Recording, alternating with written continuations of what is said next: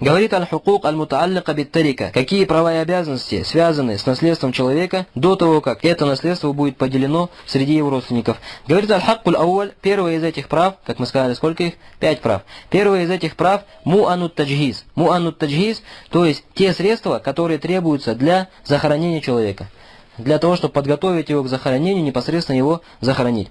Валь-максуд биль-му'ан, здесь, говорит, под этими средствами подразумеваются минкафан, то есть деньги, которые выделяются для покупки кафана, то есть который будет завернут умерший, ау уджрату гассалин, или деньги, которые возьмут люди, которые его мыли, вахаммаль, а также плата тем, которые его донесли до кладбища, вахафар, а также те, которые копали ему могилу, ванахуи и тому подобное. Все эти люди требуют свою плату, мы должны им выплатить эту плату. Откуда мы возьмем эту плату? Из имущества, которое осталось после смерти этого человека, из его же имущества.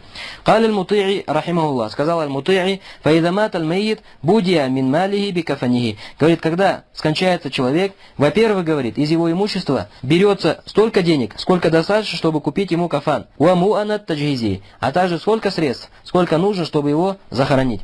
Лима рава Хаббаб ибн аль-Арат. Это из-за хадиса, который передается от подвижника Хаббаба ибн аль-Арат такаль, который сказал: «Кутиля Мус'аб ибн Умейр йома Ухуд, валейса лаху илля намира». Говорит, в день Ухуда скончался Мус'аб ибн Умейр, и не было у него из имущества ничего, кроме его намира, то есть кроме его накидки, которая была на нем. То есть как вид одежды. «Кунна ида гаттайна биха ра'саху», если мы этой накидкой покрывали его голову, хараджат риджляху, начинали высовываться его ноги. «Ваида гаттайна риджлей хараджа ра'саху», а если мы закрывали ему его ноги, открыто оставалась его голова. Факаля набию саллаллаху алейхи вассаляма, пророк саллаллаху алейхи вассаляма сказал: «Гатту биха ра'саху», покройте его накидкой голову, «Вадж'алю аля риджлейхи миналь изхир», а его ноги покройте травой, то есть сеном, который называется как изхир. Это, иншаллах, ясно. Этот хадис приходит у кого? Бухари и Муслима. Тайб, откуда это взято? То есть, при чем здесь этот хадис? Откуда берется, что в первую очередь из имущества человека берется то, что необходимо, чтобы его захоронить? Вот из этого хадиса. Как из этого берется хадиса? То есть, возможно, на Мус'абе ибн Умейре были долги. При этом пророк, саллаллаху алейхи вассалям, не сказал: возьмите его накидку, продайте, и деньги, которые вы получите от этой продажи, дайте должникам, так как он остался должен людям. Нет, такого не сказал. Но сказал: этой накидкой накройте ему голову, то есть вместо кафана. Понятно или нет? Это говорит о том, что даже если у человека есть долги, в первую очередь отдаются деньги не на долги, а на то, чтобы самого, во-первых, человека захоронить. Потом уже из оставшихся денег выплачиваются его долги. Говорит: «Валянна аль-мирах иннама интакаля иля аль-вараса, лянну устагна анху аль-майид». Говорит аль-Мути'и, а также почему, говорит, мы из его денег покупаем ему кафан, хороним его, платим тем, которые копали могилу и тому подобное. Потому что, говорит, мирас, вот это его наследство, это его имущество этого умершего, перешло к его родственникам. Почему? Лянну устагна анху аль-майид. Потому что сам умерший уже не нуждается в этих деньгах. То есть по какому праву мы его наследство, его деньги взяли и раздали родственникам? Потому что все, он скончался и не нуждается в этих деньгах. Правильно или нет? Смотри, если я до сих пор живой, у меня есть имущество, кто-то имеет право прийти мое имущество забрать и по моим родственникам раздать? Нет, не имеет права. А почему мы здесь такое сделали? Потому что все, умерший не нуждается в этих деньгах. По этой причине. Говорит: «Вафадуля ан хаджатихи», потому что он уже не нуждается в этом. «Валь-кафан уаму ат-таджхиз ла юстагнан». А что касается кафана, а также тех средств, которые необходимы для того, чтобы захоронить умершего, в этом говорит, что ла юстагнан. То есть человек продолжает в этом нуждаться. То есть, если мы не выделим из его имущества этих денег, он получится не захороненный, правильно или нет? Останется лежать на лице земли не захороненный. Факуддима аль-ирс, поэтому, говорит, это право берется из его имущества в первую очередь, перед тем, как его имущество будет делиться среди наследников. «Ваюртабару залика мин ра'силь-маль». И это берется, говорит, из его капитала. Что значит ра'суль-маль? Капитал имеется в виду имущество, то есть из его имущества, которое осталось после него. «Лянну хаккун ваджиб фа'атубира мин ра'силь-маль каддейн». Потому что это обязательное право относительно этого человека, поэтому берется из его непосредственного имущества, подобно тому, как из него же берется долг. То есть его берется деньги для того, чтобы раздать его долги. Смотри, «Ваваджу листидляль бихада анна набия саллаллаху алейхи вассалям лам яс'аль ан дейнихи». То есть шейх Аш-Шамири говорит, почему, говорит, Мути'и привел этот хадис здесь, как довод на то, что деньги из его имущества берутся для того, чтобы его захоронить. Потому что, говорит, пророк, саллаллаху алейхи вассаляма, указал на то, что его накидкой нужно накрыть Мус'аба ибн Умейра, его голову, то есть верхнюю часть его тела. И при этом не спросил его о долгах. Это говорит о том, что захоронение человека, имущество, которое тратится на это, берутся из его имущества первостепенно, даже если у человека были долги. Кали ибн Кудама, сказал ибн Кудама, «Ваюстахаббуль мусараа иля таджхизихи, ида туюккина маутуху». Говорит, является желательным побыстрее захоронить человека, если появилось убеждение, что он действительно скончался. То есть здесь важный фактор в словах ибн Кудамы, что человек должен убедиться, что этот его родственник действительно скончался. То есть человек, относительно которого нет убежденности, что он скончался, возможно, он в литургическом сне, возможно, он еще в чем-либо, возможно, он в обмороке. Люди не должны торопиться с его захоронением. Особенно, если известно, что человек болел такой болезнью, допустим, эпилепсик или литургическая болезнь и так далее. Литургический сон постоянно впадает в такое. То есть, если ты знаешь о своем родственнике, что он из этих людей, ты не должен торопиться с его похоронами. Правильно или нет, но должен выяснить, действительно скончался он или нет. И обладатели знания упоминают около 17 различных признаков, как ты можешь определить о том, что человек скончался.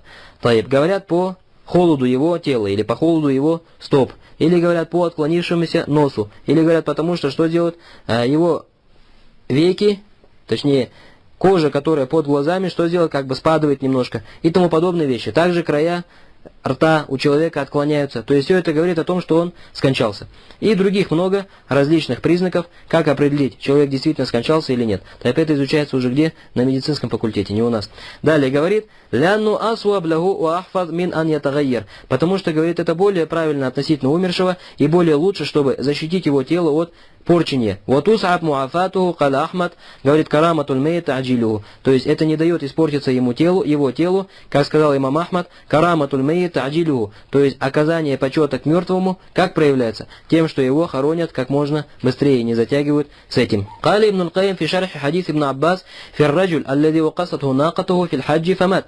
Теперь приводим далее слова ибн аль-Кайима, который разъясняет хадис ибн Аббаса. Что за хадис ибн Аббаса? В котором говорится о человеке, который совершал хадж, и его верблюдица скинула его с себя, и тот человек сломал шею и скончался. Аль-Хукму Саби, говорит ибн аль-Кайим, 7-е постановление, которое берется из этого хадиса. А где еще 6? То есть называл там в своей книге, в какой книге? В Задуль Маат. Так, но мы сразу переходим на 7-е постановление, потому что оно нас волнует. Говорит, анналь-кафан мукаддам аля-мират ва аля-дейн. Из этого хадиса берется то, что выплата денег на кафан делается в первую очередь, до того, как наследство будет делиться среди людей, и до того, как из имущества умершего будут выплачиваться его долги. Лянна Расуль Аллахи саллаллаху алейхи вассалям амара ан юкаффана фи саубейхи, потому что пророк саллаллаху алейхи вассалям приказал, чтобы этого человека завернули в 2 его одежды. Совершающий хадж сколько одежд одевает? 2 одежды. Одежда, которая покрывает его верхнюю часть тела, рида, и та, которая покрывает его нижнюю часть тела, это изар. Так вот, пророк, саллаллаху алейхи вассалям, сказал, заверните его в 2 одежды. То есть эти 2 одежды, как будто бы его кафан. Понятно или нет? Так пророк, саллаллаху алейхи вассалям, спросил, у него долги есть или нет. Или еще какие-то вопросы задал? Нет, не задал. Даже если у него есть долги, необходимо закрыть его в эту одежду, потому что человек больше имеет прав на эту одежду, как на кафан себе. «Валям ясаль ан варисихи, валя ан дейни алей». Видишь, не спросил о его наследниках, и не спросил о том, должен ли он был кому-то или нет. «Валю ихталяф аль-халь, ла сааля». А если бы ихталяф аль-халь, то есть дело было по-другому, то есть то, что долги нужно выплачивать быстрее, чем захоронить умершего, тогда пророк, саллаллаху алейхи вассалям, спросил бы об этом. «Вакама анна кусвату фил хая мукаддам аля кадаи дейни факадалика ба'д аль-мамат».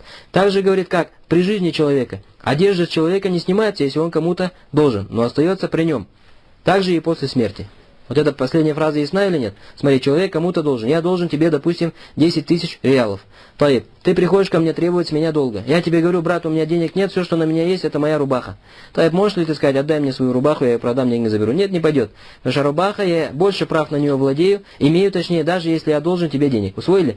Говорит, если это касается живого, то же самое касается мертвого. Даже если он должен кому-то денег, его одежда или его право на его кафан, в который он будет завернут, остается с ним. Сумма каль, وهذا كلام الجمهور وفيه خلاف شاذ لا يعول عليه. Потом Ибн аль-Кайим сказал, и это мнение большинства ученых, и в этом вопросе есть небольшое отклонение или небольшое отклоненное противоречие, но мы, говорит, на него не обращаем внимания. Значит, первое право, которое мы усвоили, которое берется откуда? Из имущества умершего. До того, как это имущество будет поделено по наследникам, это те средства, которые необходимы для того, чтобы захоронить умершего и провести его похороны. Далее. 2 одежды. Одежда, которая покрывает его верхнюю часть тела, рида, и та, которая покрывает его нижнюю часть тела, это изар. Так вот, пророк, саллаллаху алейхи вассалям, сказал, заверните его в 2 одежды. То есть эти 2 одежды, как будто бы его кафан. Понятно или нет? Так пророк, саллаллаху алейхи вассалям, спросил, у него долги есть или нет. или еще какие-то вопросы задал? Нет, не задал. Даже если у него есть долги, необходимо закрыть его в эту одежду, потому что человек больше имеет прав на эту одежду, как на кафан себе. «Валам ясаль ан варисихи, валя ан дейни алей». Видишь, не спросил о его наследниках, и не спросил о том, должен ли он был кому-то или нет.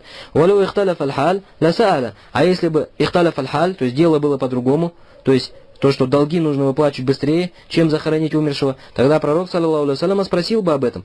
«Вакама анна кусвату фил хая мукаддам аля кадаи дейни факазалика ба'д аль-мамат». Также говорит, как при жизни человека. Одежда с человека не снимается, если он кому-то должен, но остается при нем. Также и после смерти. Вот эта последняя фраза ясна или нет? Смотри, человек кому-то должен. Я должен тебе, допустим, 10 тысяч реалов. Таиб, ты приходишь ко мне требовать с меня долга. Я тебе говорю, брат, у меня денег нет, все, что на меня есть, это моя рубаха. Таиб, можешь ли ты сказать, отдай мне свою рубаху, я ее продам, деньги заберу? Нет, не пойдет. Потому что рубаха, я больше прав на нее владею, имею точнее, даже если я должен тебе денег. Усвоили? Говорит, если это касается живого, то же самое касается мертвого. Даже если он должен кому-то денег, его одежда или его право на его кафан, в который он будет завернут, остается с ним. Сумма каль, وهذا كلام الجمهور وفيه خلاف شاذ لا يعول عليه. Потом Ибн Каим сказал, и это мнение большинства ученых, и в этом вопросе есть небольшое отклонение или небольшое отклоненное противоречие, но мы, говорит, на него не обращаем внимания. Значит, первое право, которое мы усвоили, которое берется откуда? Из имущества умершего. До того, как это имущество будет поделено по наследникам, это те средства, которые необходимы для того, чтобы захоронить умершего и провести его похороны. Далее. Ученых, и в этом вопросе есть небольшое отклонение или небольшое отклоненное противоречие, но мы, говорит, на него не обращаем внимания. Значит, первое право, которое мы усвоили, которое берется откуда? Из имущества умершего. До того, как это имущество будет поделено по наследникам, это те средства, которые необходимы для того, чтобы захоронить умершего и провести его похороны. Далее. Для того, чтобы захоронить умершего и провести его похороны. Далее.